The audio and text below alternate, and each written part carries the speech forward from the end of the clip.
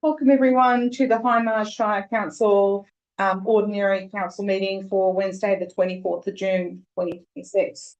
So I'll just do our acknowledgement of country. Hindmarsh Shire Council acknowledges that this meeting is being held on the lands of the Wotjobaluk, the Jabwa, Jabgali, the Gaja, and the Yalgalt nations, and we acknowledge them as traditional owners of country. We recognise the important ongoing role that Indigenous people have in our community and pay our respects to their elders, past and present. This meeting is being broadcast on the internet, and the recording of the meeting will be published on Council's YouTube channel and linked to Council's website. As a visitor in the public gallery, you may be filmed. By remaining in the public gallery, you consent to being filmed, and for the recording, you are to be made publicly available by Council. A copy of Council's live streaming and recording of Council meetings policy is available at the back of this room and on Council's website. Please speak with one of our staff members if you have any questions. But I would like to hand over to Councillor Atkins to read out our statement of values. Thank you. Our commitment is to come prepared to every meeting, fostering a respectful and inclusive environment where accountability and approachability are at the core of our action. We value and encourage innovation, collaboration, and open communication, always keeping in mind the well-being and needs of our community. Together we stand united as one, working towards shared goals and mutual respect and consideration.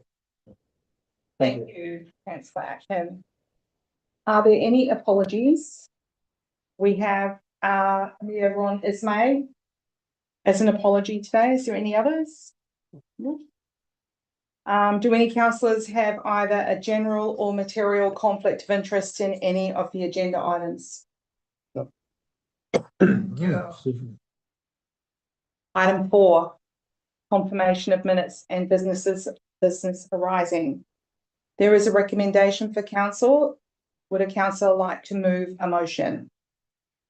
Yeah, I'll move that the minutes of the ordinary council meeting held on Wednesday, 3rd of June 2026 at the Nil Council Chambers, 92 Nelson Street, Nil, as circulated to councillors, be taken as read and confirmed.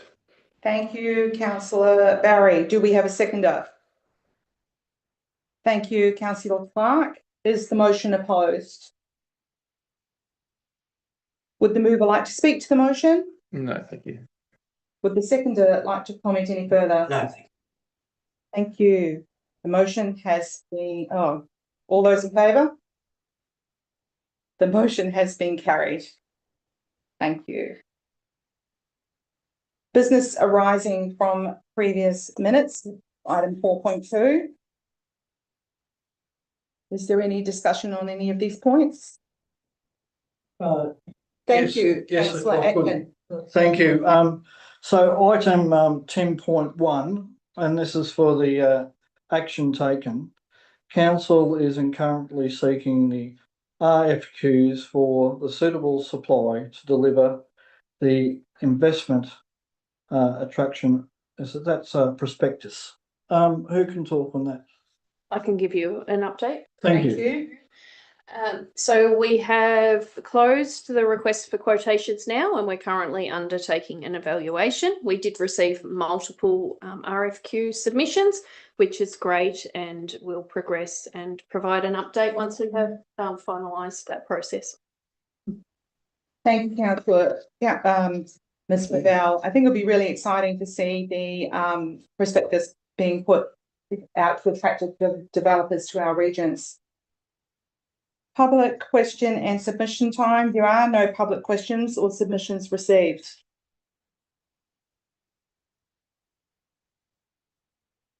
Okay, Councillor Ron Ismay, our Mayor, is an apology. He had a busy month with him. You can see his activity report.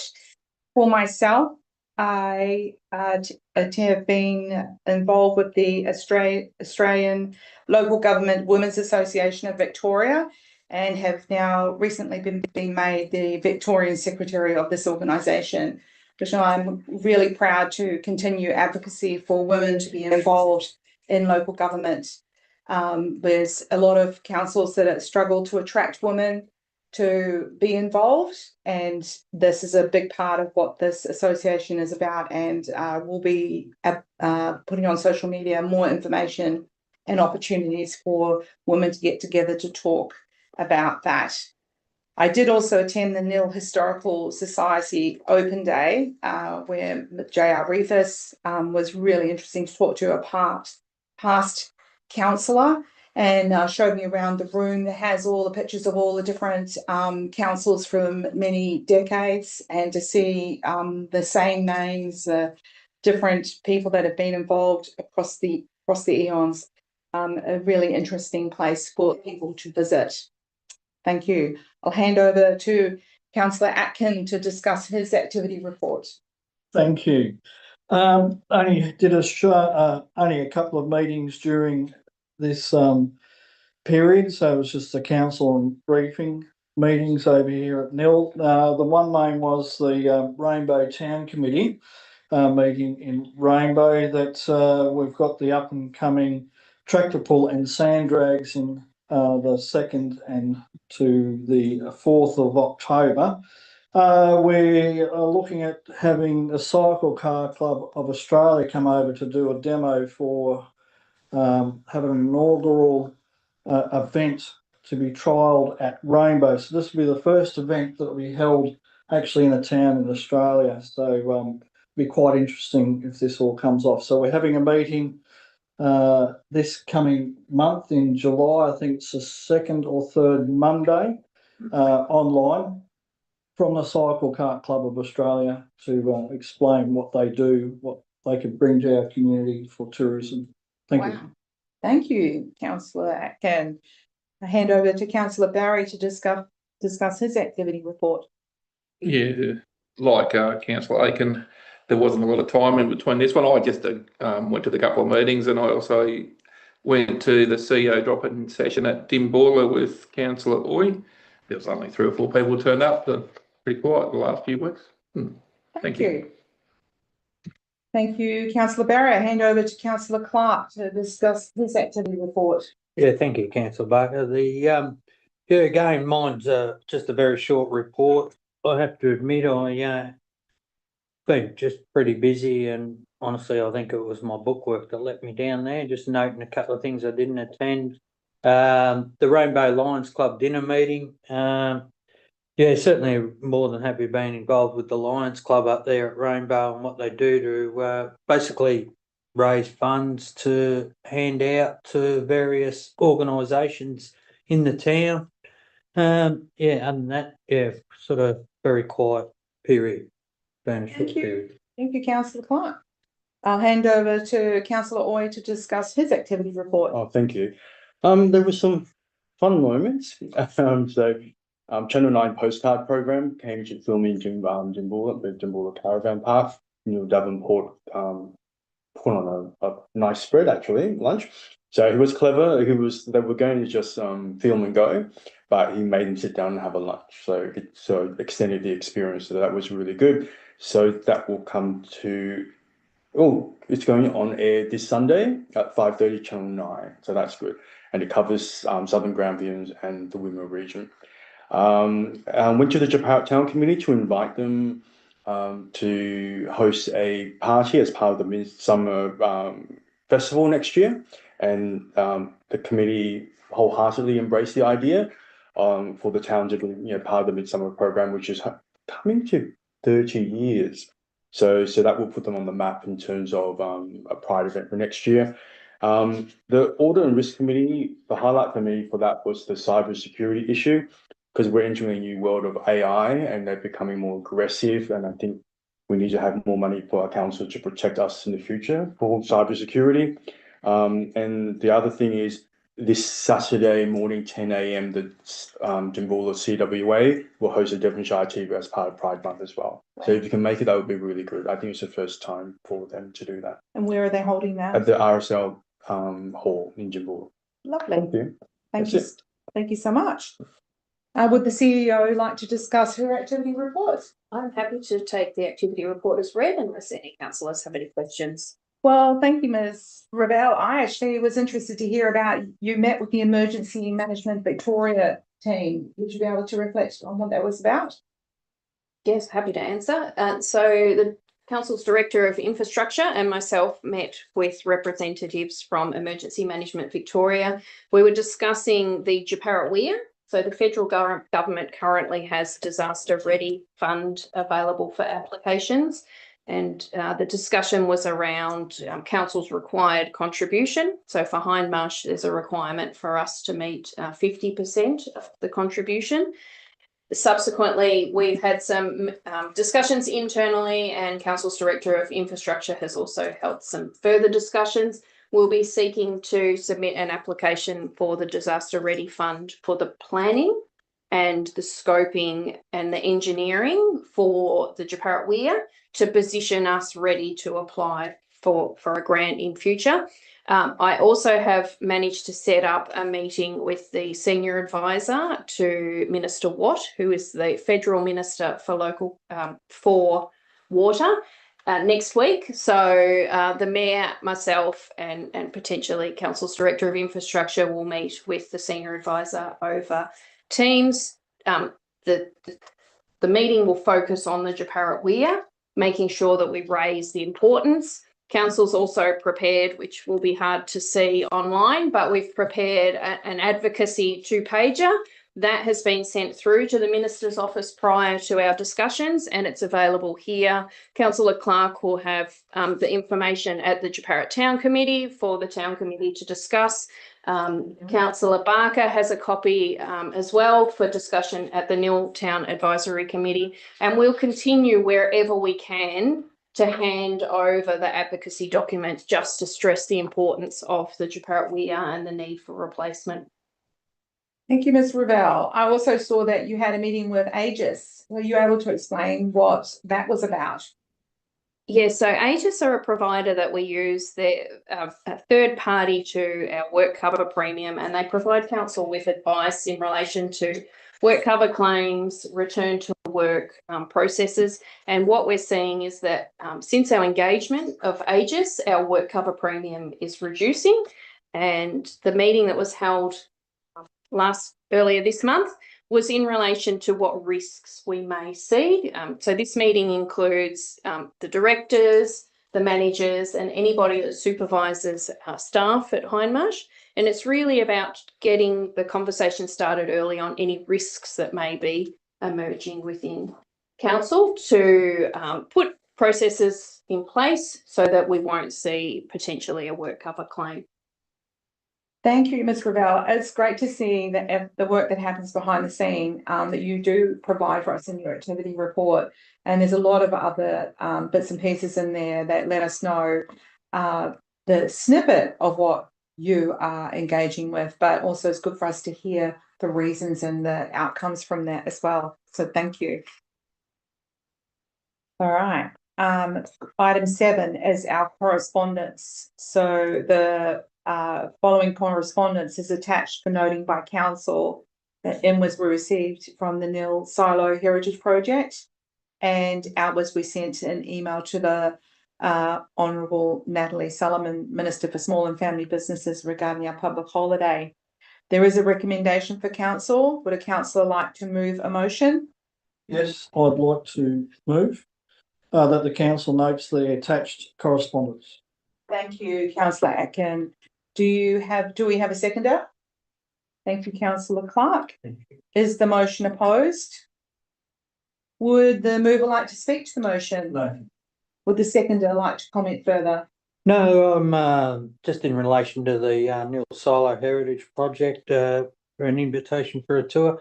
I'm certainly keen to go and have a look at that project and get up to speed with that. I think it'll be fantastic. I think that is also true. It'll be really interesting. All those in favour? Those against? The motion has been carried. Item 8, the assembly of councillor records. As required under section 33(9) of Hindmarsh Shire's council's governance rules, the attached assembly of councillors record is presented as an attachment to the council agenda for the information of councillors. There is a recommendation for council. Would a councillor like to move a motion? Thank you, Yeah, councillor. I'd like to move that council notes the assembly of councillor record as presented. Thank you, councillor Oy. Do we have a seconder? Thank you, councillor Barry. Is the motion opposed? Would the mover like to speak to the motion? Would the seconder like to comment any further? All those in favour? The motion has been carried. Item 9, planning permits. There are no planning permits this month. Item 10, reports requiring a decision, and 10.1 is the adoption of the annual budget 2026-2027, incorporating revenue and rating plan. This report presents the 26-27 annual budget, the budget, incorporating the revenue and rating plan in accordance with the Local Government Act 2020. The report includes a recommendation that council adopts the 26-27 annual budget, incorporating the revenue and rating plan. Under council's community engagement policy, the draft budget was made available for public inspection and the receiving of submissions for the period Thursday the 7th of May to Sunday the 7th of June 2026. Council also held budget drop-in sessions in Nil, Rainbow, Dimboola and Japarut, as well as staff and councillors attending the Nil, Rainbow and Japarut Township Advisory Committee meetings to discuss the draft budget. No formal submissions were received. However, budget was viewed 33 times and the budget explainer video reached 1,124 people on social media. The total amount to be raised by general rates and charges in 2026-2027 is 10.63 million, which is an increase of 285,000 from 2025 to 2026. The revenue and rating plan includes differentials for farms and commercial or industrial properties, 10% discount, recreational properties, 50% discount, and non-farm vacant land, 100% penalty. The budget has been developed to balance the retention of existing community service levels, maintenance and renewal of assets, and new initiatives to improve amenity and make Hindmarsh a better place to live. One of the key focuses of this annual budget, shaped significantly by community consultation, is addressing the priorities identified by our residents. The community has told us that roads and pedestrian infrastructure are the highest priority. So council is investing 4.411 million in road construction, resheets, reseals and final seals, curb and channel and footpaths. That is capital works. Do any councillors have any questions? I've got a couple there. Thank you, councillor. Just a couple. I'll look on page 11 there. Not people can see that yet, but I just noticed the recreation stuff here. Forecasts that you just dropping each year. Is there a reason for that, or? So it will depend on grants Yep. that are available throughout the year, but also we've undertaken a review of depreciation and where the depreciation is costed to. Going forward, similar to our buildings, what we have done is rather than having depreciation spread across multiple areas, we've put depreciation for buildings into one area, which is just the buildings area. So the reduction that we're seeing in recreation is a result of the Sport and Recreation Master Plan was a grant that we received that was expended this year. That is not in next year's budget because we will have acquitted the grant, but there's also a reduction in the depreciation. Also, 1.6 million in deficit. How are we going to move forward? over the next few years. That's not good. So we are spending $1.6 million more in 26-27 than we are receiving. We have made some savings over the last few years that we can buffer the additional expenditure in 26-27. But you're right, it's not good, it's not sustainable. And so over the coming 12 months, we'll be working closely with councillors, looking at our service levels, looking at where we're spending money and looking at how we're going to remain sustainable going forward. We have also, for those at home, we have developed another advocacy document, which is around dedicated fund for rural councils. So we know that rural councils have significant assets, they've got significant roads. What we need is some funding that is untied. So what that means is funding that we can spend as required on our roads or our footpaths to just maintain the assets that we have. Generally a grant, you have to upgrade or it's for a new item. But what we need as a rural council is funding that just enables us to maintain the assets that we already have. Yes, thank you. Does any other councillors have any questions? It's a huge document. How many hours do you reckon it took to make? We start the budget process in November. Yeah. And That's huge. multiple It's like- meetings with councillors, multiple internal meetings. There's a Deliberative lot panel. of Mm, Yeah. it's not a short document. All good, thank you. Thank you, councillor Barry. Is there any councillors have any other questions? Yes, councillor Clark. Yeah, look, I see in this, and as Councillor Barry said, it's quite an extensive document, and this here is a bit of a summary of. I see here we have a table for comparisons of other councils, or and that. And there's one Melbourne one here, the city of Port Phillip. There's Ballarat, there's Horsham, and there's Hindmarsh. Now, I mean, I'm looking at these numbers, and these are more for our community out there. Like our average rates is $1,660. Now, Horsham is 2,228. Is that a fair, accurate number to be able to use to compare for our community? So what we have done there is we've looked at the rate revenue and we've looked at the number of assessments and averaged that out. So what that is saying is that in Hindmarsh, the average ratepayer, if we looked at the total number of assessments by the total rates revenue we receive, it averages at about $1,660. If we look at the same calculation in Horsham, it's $2,228. And what has happened when the rate cap came in, it was a point in time, and you may have had a council that was sitting here, and Hindmarsh may have been sitting here, and just gradually that gap is getting larger and larger between the increases that we're able to see each year. Yeah. So when I look at like another set of numbers here, like per head of population in our shire, every person for assets has a $51,354. That's per head in Hindmarsh Shire. But we look at, like, again, I compared to Horsham because that's the next, shall I say, nearest. They're 32,000. So what we're saying here is correct, that we're basically got $19,000 per head more expense on our population in Hindmarsh than what they have in Horsham. Is that what we're saying here?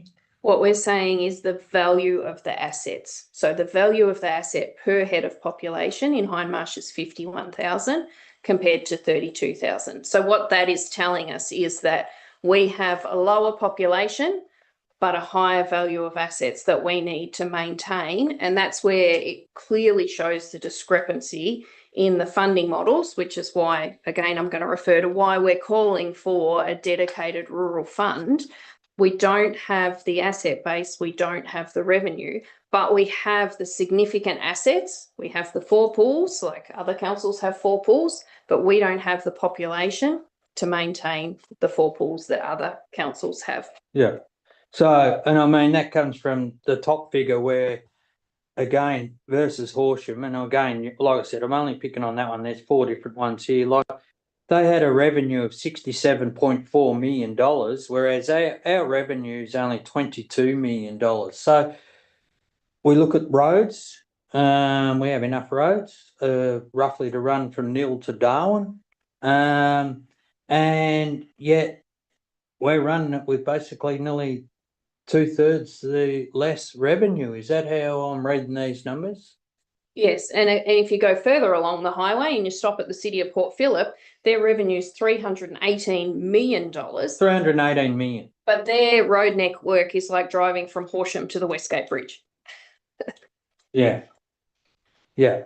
So, and that's what I'm just highlighting and asking about these numbers for. And am I looking at these numbers indicating that because of what our residents during our consultations have said, it's basically relates to roads. Would you have a rough percentage of how much we're actually spending of our rate revenue on our roads? So of our total expenditure for 26-27, I won't break it to roads, but in our assets, so in our built and natural environment, so that's roads, footpaths, waterways, buildings, swimming pools, sporting ovals, we're spending 64% of our budget in that area. So you're right, the community told us that roads are important, so we are putting as much money as we can into our assets. So $15.4 million in the next financial year is going into maintaining those assets that we just spoke about. Yeah. And I mean, for our community, that's why I'm highlighting these numbers in a simple fact of a very lengthy report of just in comparison and why us at Hindmarsh Shire are advocating so much of the differentiation between rural and metropolitan shires, because it just indicates how much or how little we're getting and how much we have to maintain with very little. So thank you. Sorry, Chair. No, thank you, councillor Clark, and and we have our mayor in Canberra today advocating on our behalf for these issues as well. So thank you for pointing those out. Do any other councillors have any questions? Just one more. Thank you, councillor. Thank you. Just looking at council buildings, which is maintenance, renewal and upgrade. From 24 to 25, 640, but then it increases next year, 857 plus, and then for 26, 27, it's up to 1,023,000. What's the cause of the increase? But also, how do you determine, which buildings get fixed? Yeah, I'm happy to answer that Thank question you. through you. So what we've done this year in our budget is rather than a few $1,000s for, say, a maternal child health building and $50,000, say, for maintenance of this building, and then we might have had a few $1,000s for a toilet block. What we've done is we've looked at all of those small amounts and we've grouped them into one amount, which now sits in our building area of our budget. And we had a condition assessment undertaken on all of our buildings in the last financial year, which has given us thorough detail on what high priority, medium priority, low priority works need to be undertaken. And our team are working through that document and prioritising based on the condition assessment that's come back. So if there's something that is urgently in need of repair, then we'll get onto that promptly. But rather than the team saying we don't have money for that high priority item because we only had a single line item, we may have had $5,000, but to fix the item might have been $15,000. They're now working within the pool of funds that we've put available and will be prioritising based on that condition assessment. And do you think the war in Iran has affected the costs of maintenance and costs, building supplies, etc.? Absolutely. We are seeing significant cost increases in everything that we are delivering. Yes. We are also working through, similar to our road management plan, a building management plan. So our road management plan has the hierarchies on the classes of roads. We're currently working through internally similar for buildings. So there'll be a hierarchy for the buildings that will talk about our intervention levels, our maintenance, inspections. which will come before council and go out for community consultation. And that will also help the team to prioritise where the funding that we've put into a lump sum now will be spent. Thank you, councillor Oy. Councillor Clark. Yeah, Chair, just to our CEO, just with these consolidation of these sort of smaller amounts into a one fund, I mean, to me, it takes more time, cost, and money to continue to maintain these smaller pieces, as you said, before we consolidate. Would you say it's an efficiency on council to be able to consolidate it all into this fund, as you've said? Yeah, it will make it much easier for the team to be able to monitor how their budget's tracking. We've also looked across multiple different areas. So, for example, our outdoor team, in the 25-26 budget, we had earth road grading and a gravel road maintenance ledger. And so if they were grading on an earth road for half an hour, they would put that on their timesheet, and then they go on to the gravel road, and that's a different costing. What we've done is we've put that together so that if they're out in the grader, they can just go between the two different classes of roads and it won't matter. It makes it much more efficient at the end of the day with their timesheets as well. Well, certainly it indicates to me that if they're going to spend 15 minutes saying I spent half an hour here and then I spent 2 hours there, 15 minutes recording of that, and that's 15 minutes more they can be moving the blade forward on the grader, then obviously that's an efficiency not only for your staff in the office, but it's an efficiency for our staff out on the ground. Would that be correct? Yes. Yeah. Thank you, councillor Clark. Is there any further questions from councillors? I'd like to take a moment to, thank everyone who was involved, the community, the deliberative panel, the councillors and staff that came together, and the people who gave feedback on the Have Your Say, etc., and who came to the CEO drop-ins and the budget meetings, and who looked at the information online and participated in creating this budget. Even though we have a significant deficit, as a council, we will be working together to advocate for more financial sustainability funds into the future. Thank you. So there is a recommendation for council, and would a councillor like to move the motion? Thank you, councillor Barry. Yeah, I'll move that council adopts points 1. There's a lot of them, so we're just going to make it a bit. Yeah, 1 to 11. 11. Thank you, councillor Barry. Do we have a seconder? Thank you, councillor Atkin. Is the motion opposed? No. Would the mover like to speak to the motion? No, I think we've spoken enough. It's a lot of work. It has been quite a collaboration. Thank you. Would you like to speak to the motion? Move. And again, it's a lot of work. Yes. Thank you. So all those in favour? The motion has been carried. Thank you. It has been a lot of work well put together, and we look forward to seeing it through. Item 10.2, the proposed sale of the Tarranyurt Quarry. This report seeks council's approval to commence the process to dispose of this asset, currently known as Tarranyurt Quarry, located at 289 Greg Road, Antwerp, Lot 1, TP 218879. The property is 192.59 hectares, comprising of approximately 92 hectares of farmland and approximately 100 hectares of salt flats. Community feedback regarding this decision has been sought via the council's Have Your Say Hindmarsh page from the 7th of May to 4th of June. And at the end of the consultation period, 5 submissions were received, with majority of feedback supporting the decision to sell the asset based on it being surplus to council's needs. Do any councillors have any questions? Yeah. Thank you, councillor. Thank you. My question to the Director of Infrastructure Services, please. What's the current zoning of the Tarranyurt Quarry, please? Thank you, Councillor Oy. So the land is currently zoned farm zone. Ramsey? And also it stated that it was rehabilitated. What does that involve, please? So, sorry.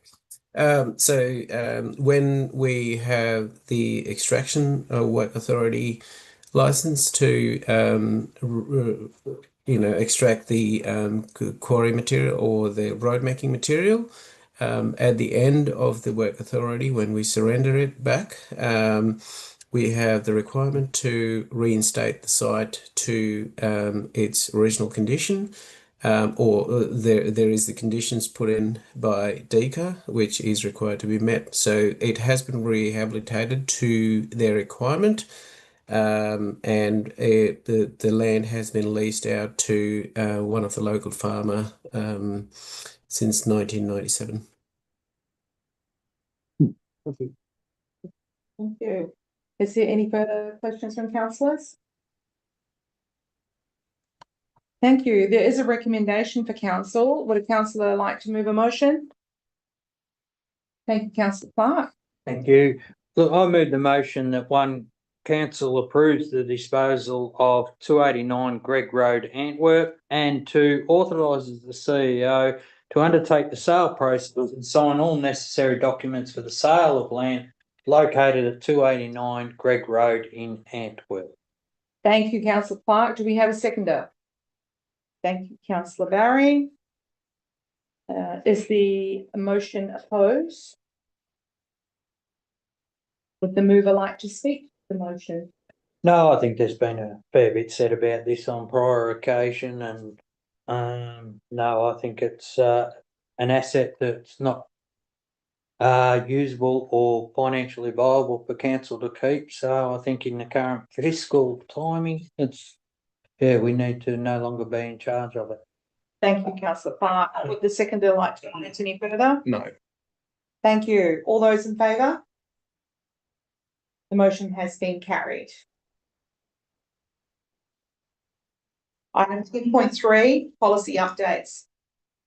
This report presents 3 policies for adoption and 1 draft policy consideration and endorsement for a period of public consultation.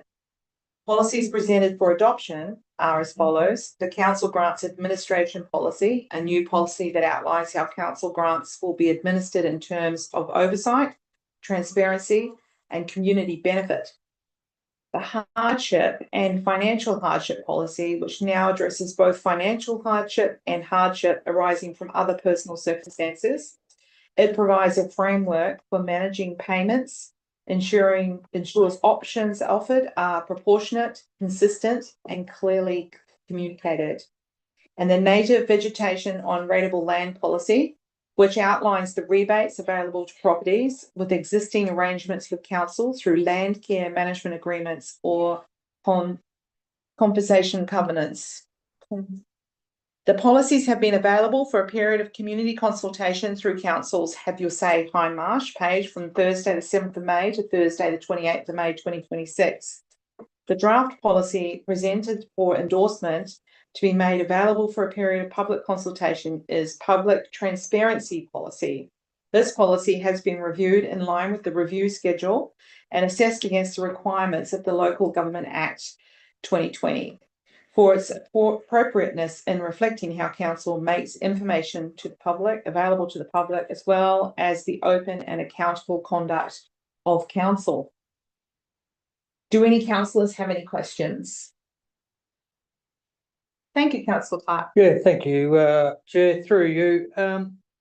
With the council grants administration policy now, obviously, in relation to grants being received by the council, in which I don't think we receive enough from the state government,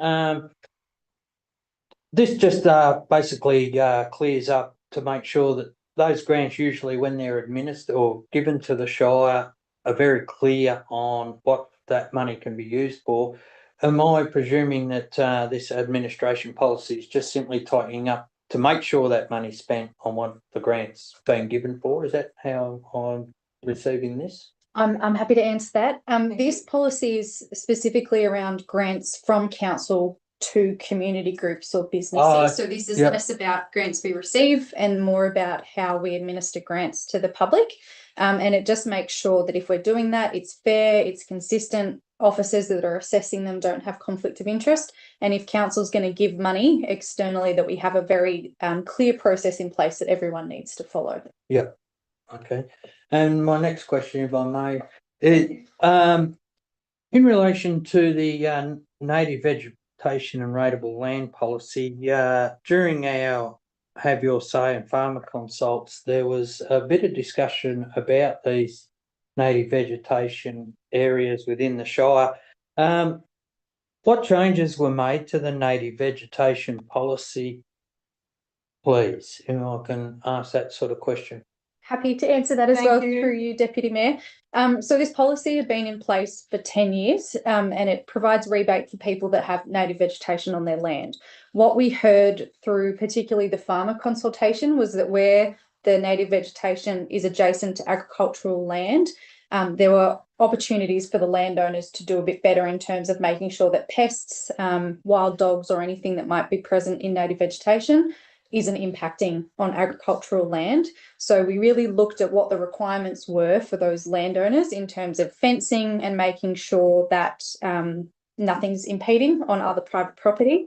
And we now have our land care facilitator that will be doing assessments of all of that land and making sure over time that those requirements are being followed. If there are farmers or anyone that live adjacent to that land or have property that have an issue, they're very welcome to give council a call and we can look into it and make sure those expectations are being met. So since those farmer consults, we've appointed a land care officer and gonna make a bit more of a stricter keep eye on this sort of stuff now for adjacent landholders. Is that Yes. what's happening within the Shire now? Essentially, we had the land care facilitator, but this wasn't directly part of their role. Now that we've reviewed this policy and seen that there's space for it to monitor, for council to monitor it a bit more closely, we've asked the land care facilitator to start doing that, and they started working on that immediately after those farmer consultations. Okay. And last but not least, obviously, if adjacent landowners do still have issues, obviously they can put in a Have Your Say via our Shire website, and that will go to our land care officer. Is that correct? That's correct. They can lodge a complaint on the website, they can give us a call, they can pop in, whatever suits them, and we'll be able to look into it. Thank you. Thank you, Councillor Clark, and thank you, Director of Community Services and Corporate. I think the native vegetation and on rateable land policy is a very important policy that came up a number of times in our farmer consultations. So it's been timely for us to be reviewing this and supporting our farmers with considering the amount of economic input they create within our Shire for not only Victoria, but for our state, that we listen to what's happening for them. So whether it's a complaint or a point of interest or a point of concern, to put that in on the Have You Say on the website is important. Do any other councillors have any questions? Yeah, just one. One from this group, please. It's a simple one, but also confusing me sometimes. What's the difference between hardship and financial hardship, please? Happy to answer that as well. So previously, the guidelines in our policy just talked about financial hardship, and that means that there's going to be a direct financial impact based on you paying rates. So you're not going to be able to afford the basic necessities of life like rent or food. Now, what they're asking is that if people are experiencing other hardship, whether it's family violence, mental health issues, or anything like that, there's also the ability for them to have some reprieve with their rates. Rates can only be waived if there's financial hardship, but we can provide payment plans and other support if a person is experiencing hardship. Thank you. Thank you. Is there any other questions? Thank you. There is a recommendation to council. Would a councillor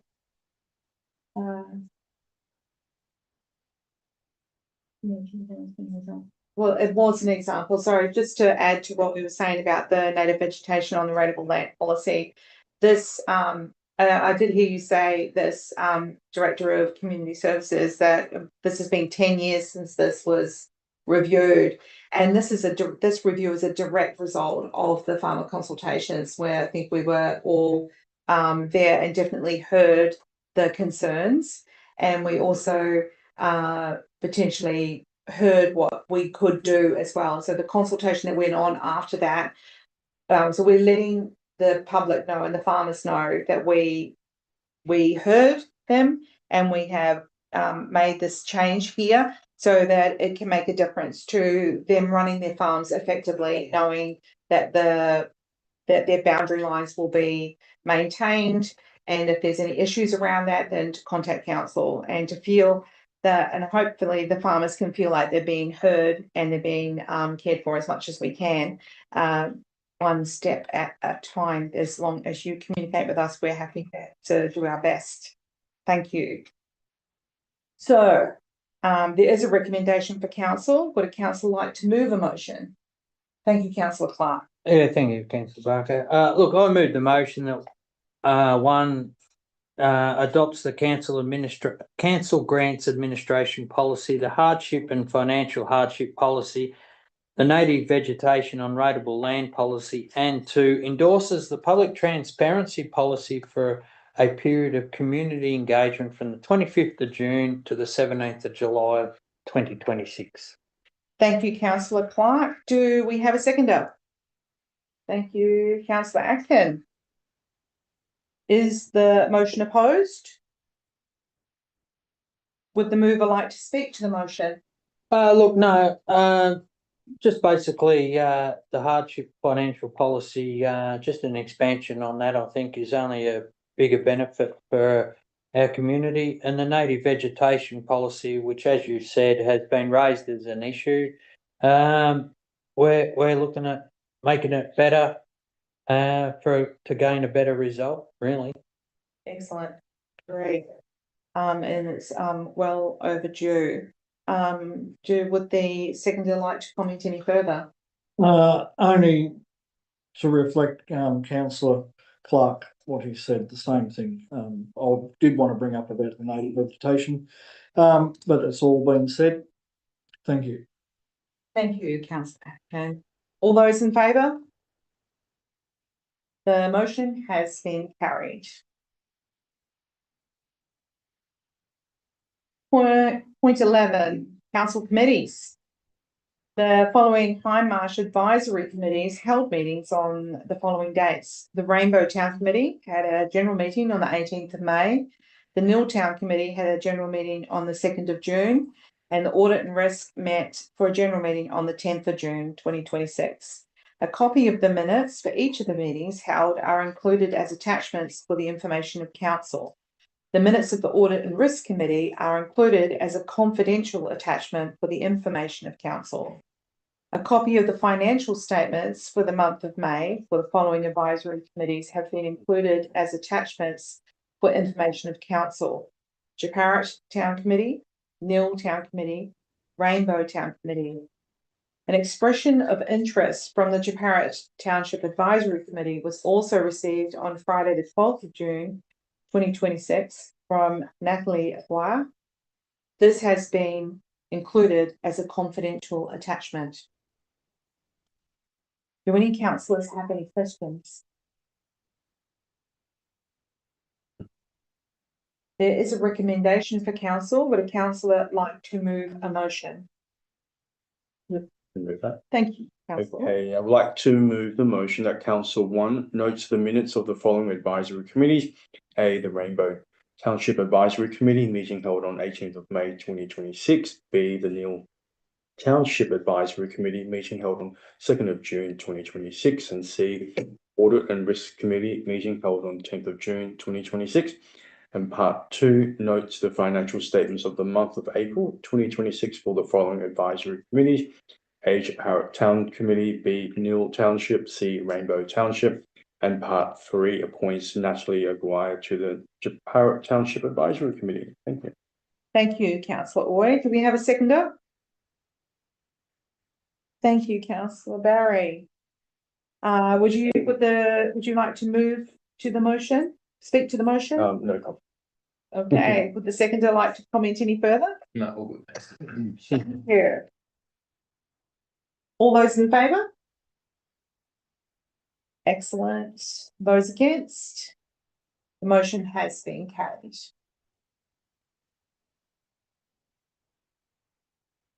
Item 11.2, Community Asset Committees. The following Hindmarsh Community Asset Committee held meetings on the following dates. Jeparrot Memorial Hall Committee had a general meeting on the 11th of March, and the Urunga Homestead Committee had a general meeting on the 5th of May. Copies of the minutes of the above meetings have been included as attachments for the information of council. Do any councillors have any questions? There is a recommendation for council. Would a councillor like to move a motion? Thank you, Councillor Clark. Do we have a second? Oh, Sorry? read the motion. Oh, yes. My apologies. Look, I move the motion that council notes the minutes of the following community asset committees. One being the Jeparrot Memorial Hall meeting held on the 11th of March 2026, and two, the Urunga Homestead meeting held on the 5th of May 2026. Thank you, Councillor Clark. Do we have a seconder? Thank you, Councillor Atkin.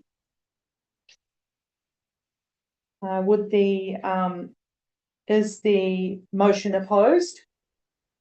Would the mover like to speak to the motion? Yeah, thanks, Chair, if I may. Just in relation to the Urunga Homestead meeting, look, to be honest and truthful, I started thinking I'd missed a meeting there with them, but then became aware that they hadn't had a meeting due to several things happening in our committee's lives. And they're intending to hold a meeting, if I remember, on the June the 30th this year. So they're just for your information and the rest of council. Thank you. Would the seconder like to comment any further? No, thank you. Thank you. All those in favour? All those against? The motion has been carried. Item 12, late reports. There are no late reports. Item 13, notices of motion. Notices of motion. There's no notices of motion. Item 14, other business. Do any councillors have any other businesses they wish to discuss? No. Councillor Barry, Councillor Oy, Councillor No, Clark, thanks, Chair. Councillor Atkins. No, thanks, Chair. Thank you. Page in here. Councillor 15, item 15, confidential reports. There is a recommendation for council. Would a councillor like to move a motion? Thank you, Councillor Clark. Thank you, Chair. I move a motion, that's fairly lengthy here, that the meeting be closed in accordance with section 662A of the Local Government Act 2020 to consider reports that contain confidential information as defined by section 3 of the Local Government Act 2020 and or part 4 or IV of the Freedom of Information Act 1982, and the following consideration of items 15.1 close the council meeting with item 15.1 being a contract 2025-2026-33 provision of internal audit services. This report remains privately or private confidential or commercial information, being information provided by a business, commercial or financial undertaking that, if released, would unreasonably expose the business, commercial or financial undertaking to disadvantage. Thank you, Councillor Clark. Do we have a seconder? Thank you, Councillor Barry. Is the motion opposed? Would the mover like to speak to the motion? Just simply, yeah, maybe a few less big words in there, but no, fantastic. Would the seconder like to comment any further? No, thank you. Thank you. All those in favour? Those against? The motion has been carried. That concludes our council meeting today. Thank you to anyone who attended in person or watched the live stream online. we will see you at our next scheduled meeting on Wednesday, 29th of July, 2020.